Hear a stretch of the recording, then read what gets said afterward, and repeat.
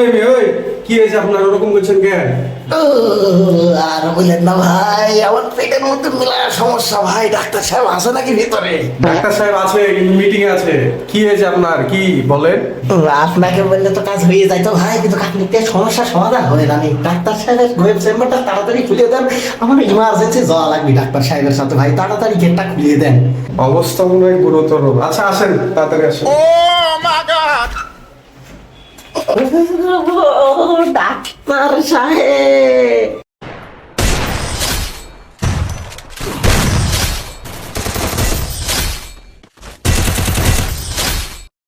দেখিয়েছে এই গুরুতর মনে হয়। বসো এখানে, বসো এখানে, বসো এখানে বসো। জরুরি মানে স্যার আর বলেন না স্যার, মেলা জরুরি বসলাম। অনুমতি আর দেওয়া লাগবে না, এমনি বসে যাচ্ছে স্যার। ব্যাপক সমস্যা স্যার। এই কে যে তোমার তোমার তো কি সমস্যা আছে বলো তো আমাকে। শান্ত হও, শান্ত হও, বলো।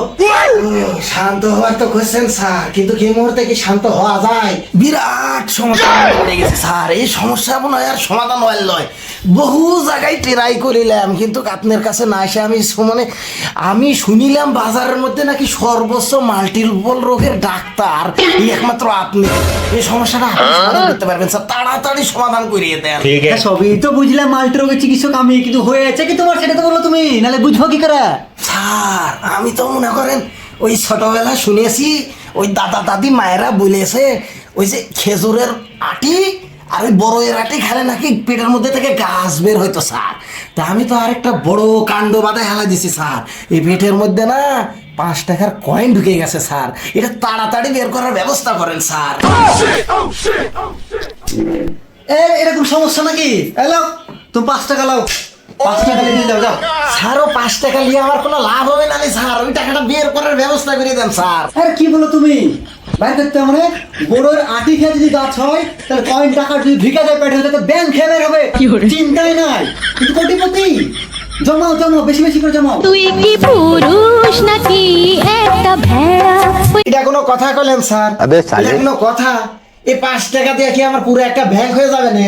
আপনি সব চাইতে ভালো কাজ হয় স্যার, আমি কিন্তু থাকবার পারতেছি না। যদিও ব্যথা হচ্ছে না, কিন্তু মনে করেন যে যদি উঠে যায় নি তাহলে তো অনেক বড় সমস্যা হয়ে যাবে না। আপনি একটু অপারেশন করে এটা বের করে দেওয়ার ব্যবস্থা করে দেন স্যার।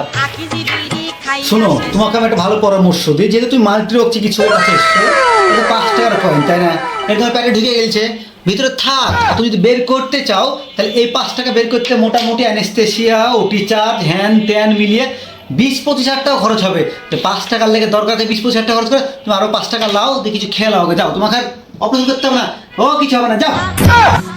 আমায় চুষে চুষে খা, আমায় গিলে গিলে খা।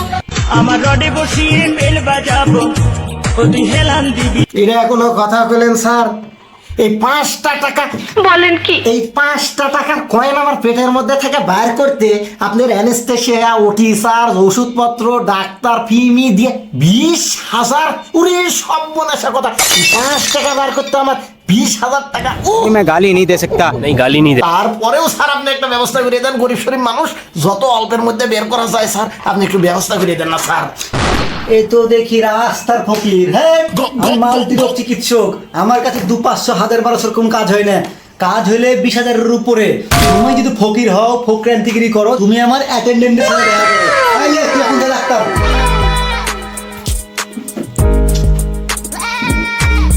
শালা ফকির নিকতি করা। হ্যাঁ, চেম্বারে বন্ধ করে দেবো, আমি থাকবোই না চেম্বারে।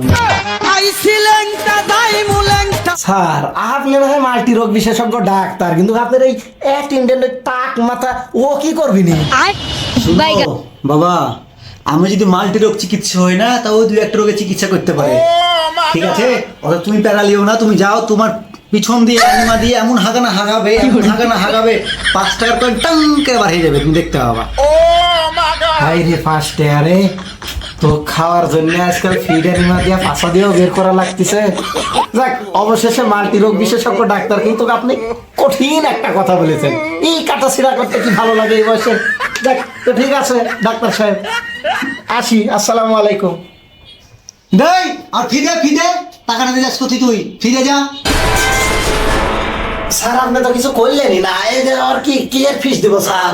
আরে মিয়া, ডাক্তারের কাছে এসেছেন, ফি দিবেন না মানে? ভাই, বিশ্বাস করেন আমার কাছে কোনো টাকা না না, টাকা দিয়ে যেতে হবে আপনাকে।